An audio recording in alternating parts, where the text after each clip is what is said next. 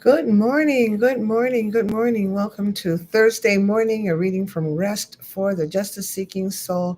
I'm Reverend Susan Smith, and I am so glad to see you on this ninth day of the new year, 2025. I was talking with my daughter yesterday, and we were talking about how making resolutions is kind of a waste of time because we set these goals that we're going to get all this stuff done, and but we don't do it. And so we feel like, oh, it's early in the year and I have a lot of time, but we because we are kind of trifling, we tend to be trifling and we're not consistent.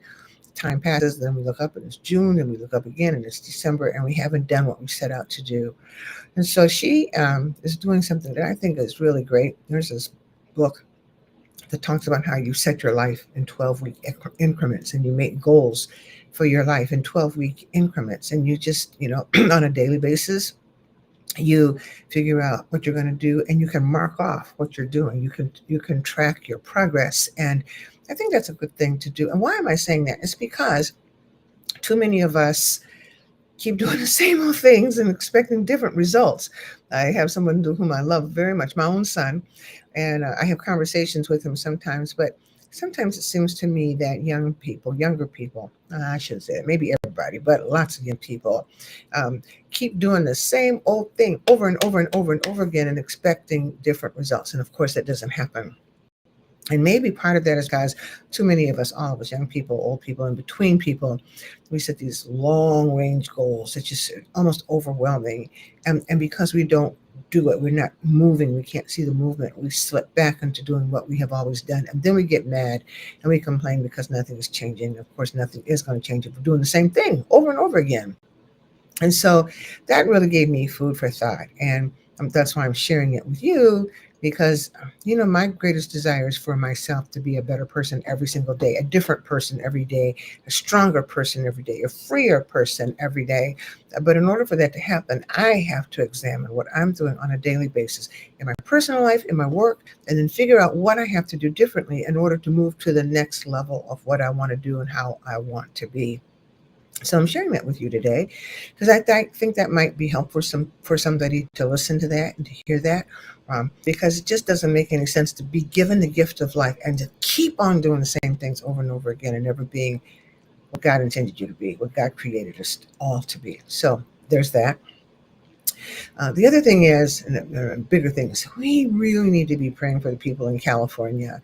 Those wildfires in the Palisades region of the state are just devastating, and people are losing everything. I think, two people have died, and 1,000 homes so far have been destroyed.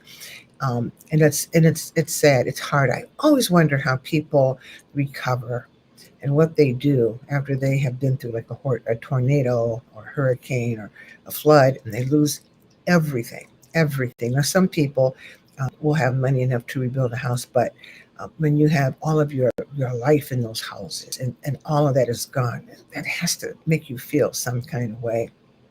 And so my prayer is that we will continue to pray for the people and pray for the recovery, but also pray for how we can help and still be a presence for the people after the fires stop. Because the suffering will actually then begin. You know what it's like? It's like when somebody dies in your life and then you have the funeral and you go through that. Then after the funeral is over and after everybody has gone home and after everybody stops bringing chicken to your house, you have to sit with that. You have to sit with the loss. And that's when the real problem, those are the real painful days that come through that period. And so I just keep thinking about it. How can we have an impact on people whom we do not even know, but whom we know are suffering? And you know what? There, but for the grace of God, could be us. Some of us don't live in areas where there's been bad weather, but bad weather is going to hit everybody sooner or later. Somebody said yesterday that with all the devastation that's going on in California, nobody's even talking about climate change. I think that's a mistake, and I think that weather changes because of climate change are going to become more and more significant. I mean, just look at where we are now. I'm in Columbus, Ohio, and today it's like 4 degrees. Last week it was 60. What is that? What is that? What is that? That's climate change. And people who are coming into office want to poo-poo climate change, but it is a very real thing. So we need to be praying for the people that are in California and then praying for how we help. How do we help? How do we help? So, good morning, good morning, good morning. This is Rest for the Justice Seeking Soul. And you know what? I'm so grateful for all of you who come Thursday mornings to listen. I'm so really grateful. So, you're part of this family. And I'm grateful in my prayers that these meditations really do help you. Sometimes I read my stuff and I help myself. I just have to say, I've said this before. Sometimes I'll write something. I say, hey, did you write that? Sure did. I sure did. Um, we read from my book, Rest for the Justice Seeking Soul, which you can still purchase. And I'm going to claim that this year I get a second printing because I write these every single Tuesday, and send them out. Now, I have shared that if you want to be on the distribution list, which thank God is growing, all you have to do is email me at crazyfaith2019@gmail.com. Crazyfaith2019@gmail.com. And I will put your name and your email address on the list, and you will get a meditation every single Tuesday. Sometimes I miss these Thursday morning things because I travel and I can't get the light right in the hotel. I can't even get the light right in my house, but I really can't get it right in the hotel. So I don't do them sometimes when I'm away, but I never miss a Tuesday. Sometimes it gets to be late in the day on Tuesday, depending on what's going on, but I never miss a Tuesday. And so I'm grateful for you who are tuning in. And again, if you want to be a part of the distribution list, just shoot me an email and I will make sure that you are added to the roster. So, what are we talking about today? This week was a humdinger for me because it was the anniversary of January 6th, and I'm pretty bummed out. I'm pretty angry about the fact that a convicted felon is now going to be the president of the country. I can't stand to say his name. I will not listen to his voice. I'm not doing anything. And the people around him, this is just my opinion. I don't have to feel like I feel, but I'm talking about how I'm feeling. The people around him are not much better. And I am angry that this guy who was convicted of 34 felonies, who obviously had a hand in planning the insurrection, is now going to be the president, talking dumb stuff like buying Greenland and Canada, and just giving and making Panama, renaming Panama instead of the Panama Canal, the America Canal or something. I'm sorry, bad, wrong. Instead of the Gulf of Mexico, wanting to rename it the Gulf of America. There are no words that I can express publicly that explain and describe how much I despise this president to be and the things that he stands for. I think it's all about greed and money and power at the expense of everybody else. So all these very wealthy white men are in power, and the rest of us are going to have to pay for it. That bugs me out. But we still have to live, and we still have to resist. We still have to get through our anger and turn that anger into productive energy. To resist effectively, we have to take the anger and turn it into productive energy. And so my meditation this week was kind of around that theme. And if you'll just bear with me, I'm going to share with you the meditation for this week, understanding the ways God reaches us. Now, understand this was written on Tuesday.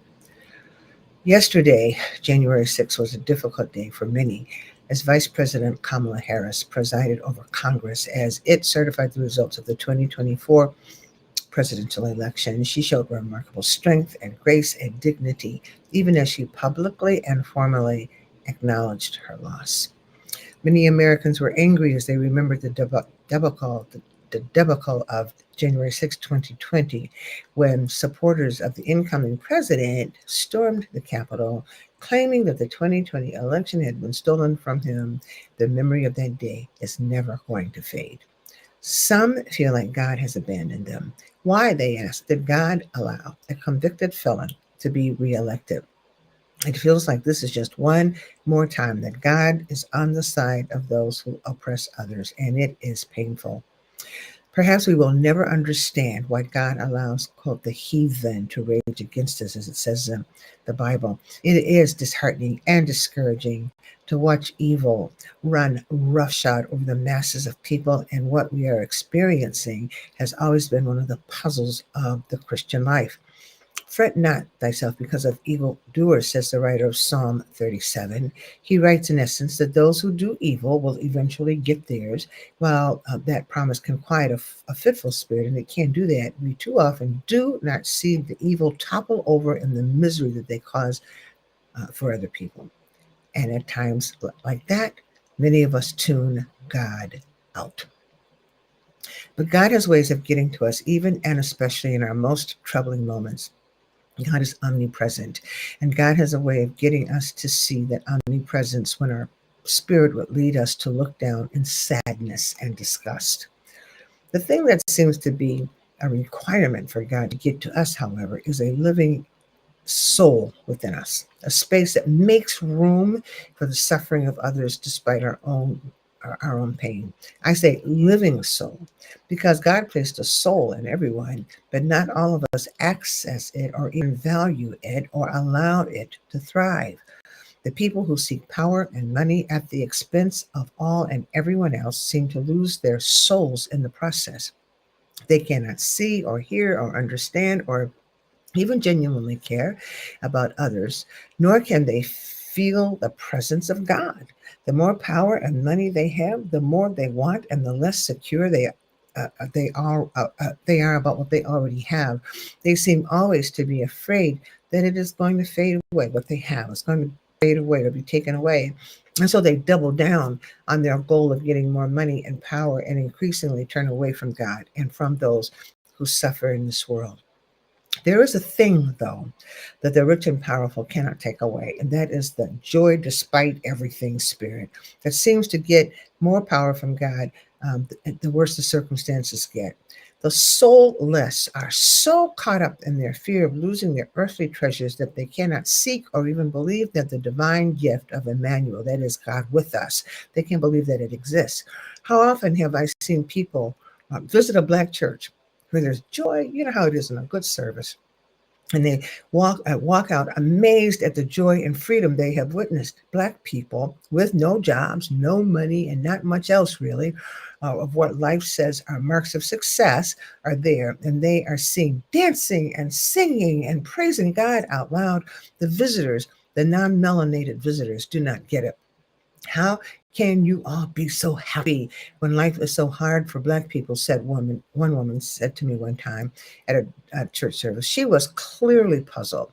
I did not give her an explanation. Number one, because I was feeling the joy from the service and wanted to hold on to it. And number two, I was not willing to have to explain this gift that God gives to those whose souls are open to being strengthened and blessed, despite what the world offers or does not offer to so many people.